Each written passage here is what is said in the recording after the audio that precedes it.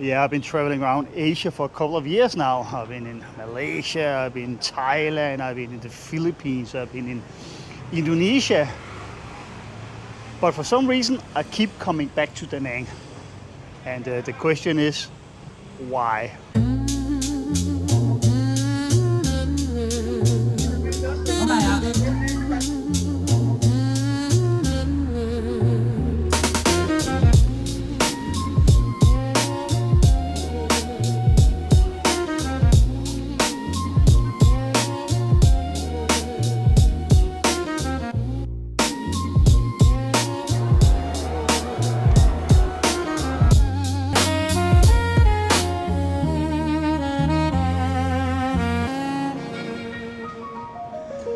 Yeah, I believe we have like 34 degrees Celsius today. It's very warm. It's actually cooler today than it was yesterday, believe it or not. And obviously one reason why I keep coming back to Da Nang could be the beach. It could be that it's very good food around here, delicious food, affordable prices, and easy way of living, so to speak. But thinking about it, I think there are some deeper layers in this. So why I keep coming back to Da Nang is what we're going to try to answer in this video here. And yeah, this time, why did I book a ticket to Da Nang and not somewhere else in Asia after being in first Bali and then Singapore? And the reason for that is because I was in Bali, and instead of just being one place in 1 month in Bali, I went to like 3 different places. And then after that, I went to Singapore for 4 more days, which means a lot of traveling around, a lot of logistic. Yeah, you spend a lot, more money than usual on flight tickets and things like that. And it kind of makes you tired a little bit. You kind of feel like you want to calm down a little bit. You want to quiet down. Slow down everything. And in this case, because I've been in Da Nang so many times, this is simply just a place to go to when I need to find my base, when I need to get some work done and so on. And in this case, Da Nang is doing an excellent job for me because obviously, you spend a lot of money on flight tickets, you travel around Bali, Singapore, different places in Bali, Limbogan and so on. And after that, you need to calm down, you need to spend less money, so you would go maybe home to your home country, stay there for a couple of months. But for me, I have the alternative that I can go to Da Nang, stay here for 1.5 months, settle down, calm down, and pretty much call it like a satellite home or something like that.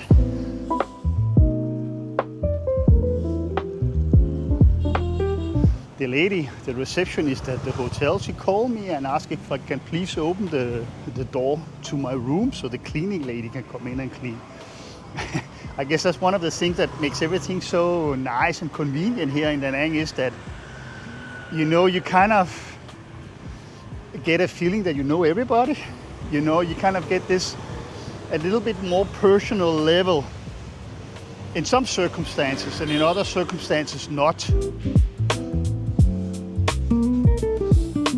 You can see that gentleman behind me, he was having a little afternoon nap. And I guess that's kind of normal here in Da Nang, You're driving around, you do your work. If the afternoon, you take this car is coming here. You take a little siesta, you have a little hammock with you, and you just find 2 trees and then set them up like this guy here. Very convenient, and sometimes I'm wondering if I should do the same, Home sweet home. I didn't expect to come up here doing this video, but this is how I live. I have a little bedroom in there, and I have my little workstation here. And I have a kitchen. It's a bathroom right here. How does it really feel to be here? It's not about all the attractions that you can see, like you can see Lady Buddha. I just want to calm down, get some good coconut coffees around, getting a couple of banh mi's sandwiches, get a good noodle po, and some of the delicious Vietnamese food that you can get around here, Yeah, I guess it's the coziness about this place here, everything is, you're in a city, but everything is like calmed down a little bit. I went for a beer last night, and it's one of these places where you can go to a bar, you can have a couple of beers. There are some people around you in your own age, like my age, I'm in my 50s. You can easily strike up a conversation if you want to, but you can also just decide just staring on your phone or staring on the wall or staring on some TV screen, watching football, if that's what you want.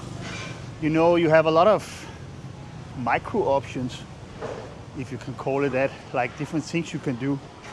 And I guess it just makes it comfortable to go out a little bit if you want to. You don't have to pretend, you don't have to act. You can just be yourself, you can pick on a dirty t-shirt and go out and nobody notice you.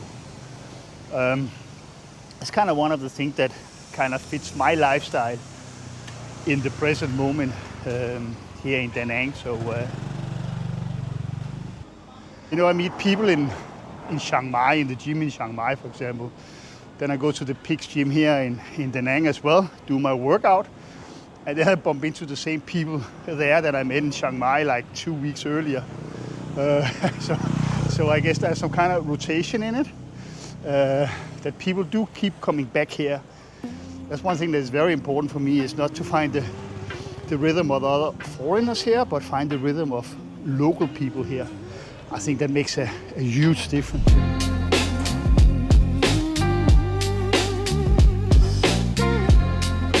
Hello.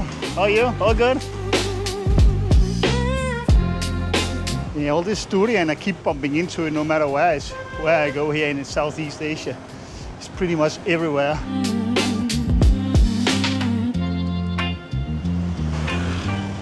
And yeah, the trick with the motorcycles here, when you cross the road, keep walking, don't stop. Just keep walking and then they will adapt to your path. Down on this street here used to be some of my favorite dishes around Da Nang. It was one of these ondi eateries, small Vietnamese places like this one. You can see right here. With an auntie sort of type of person, like 50s, 60s, cooking all day, making these small, delicious Vietnamese meals that she's selling for 35,000 Vietnamese dong to maybe 50,000, And it used to be right in here. My favorite little eatery in Da Nang, right in there. And I remember she used to have these, like roasted chicken, roasted ducks and stuff like that right here in the front. But unfortunately, she's gone. And yeah, like 30 meters that direction, it's the new McDonald's.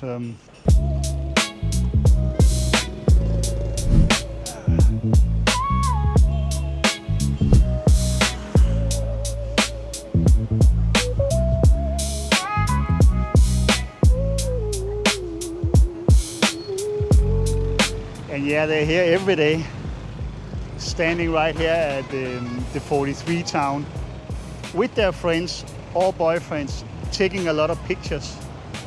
And when you notice their cameras, it's not like a regular phone camera. It's like Fujifilm, it's like Sony and different types of brand cameras. Every time they take the picture, they go back, they talk about the picture, study the picture. And then they line up for the next one. As you study the picture, so. And yeah, here we have it. The beach of Da Nang. Well, a couple of beaches of Da Nang, they go all the way from up there. Up there is also where all the fishing boats are and everything. And then it goes here for 10, 20 kilometers. this direction here, and this is the Mike beach right here, and then there is the Mian beach a little bit further down, and it's really very, very nice beaches.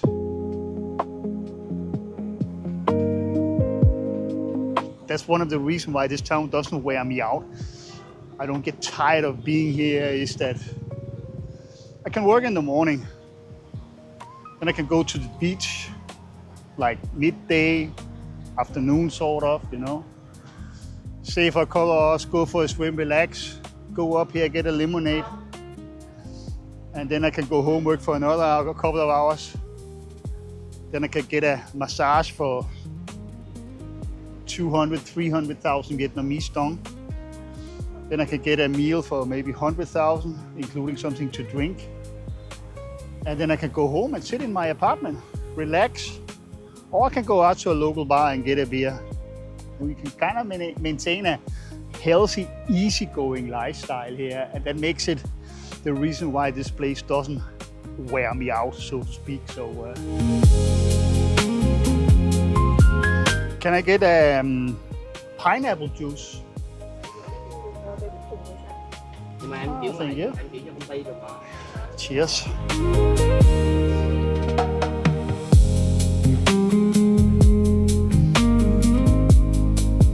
For sure, all the construction noise around here can be very ignoring, especially if you are staying in a place where it's just close by, you know, and you can hear it all day. That can be very frustrating if you're working and things like that. The beach is always a nice place to go to calm down, you know, and reset your mind to avoid having bad days. You know, as I would say, everything is so balanced here, so there's not really any bad days.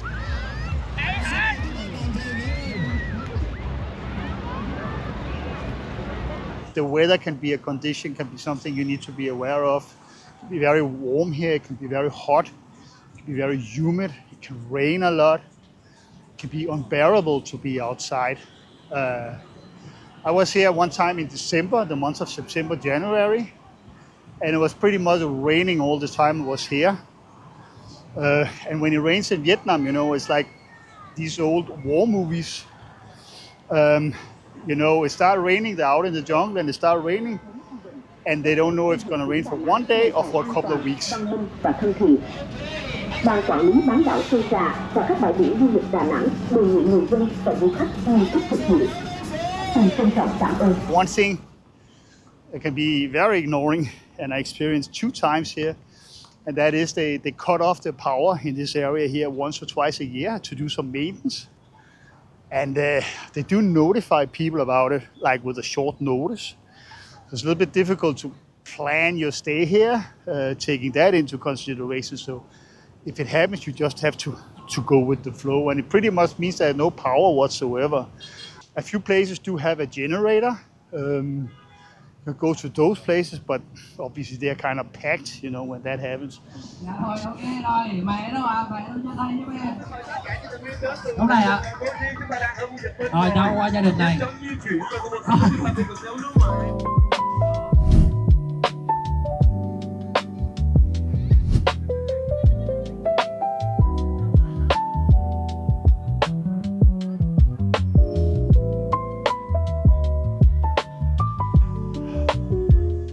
She's there. Yeah, she's here. Pick up my laundry. Hello. How are you? Oh, thank you. Thank you. Have a good day. Thank you. Bye. Yeah, sometimes if you come early, not too late, you know, they fix it in 2 or 3 hours. So you get back the same day. Very, very nice. But yeah, today I delivered last night, and they say would have it ready here 8 o'clock this morning, and I came like 1, and there was nobody there. Everything is just open, you know. I think she had her lunch break or something.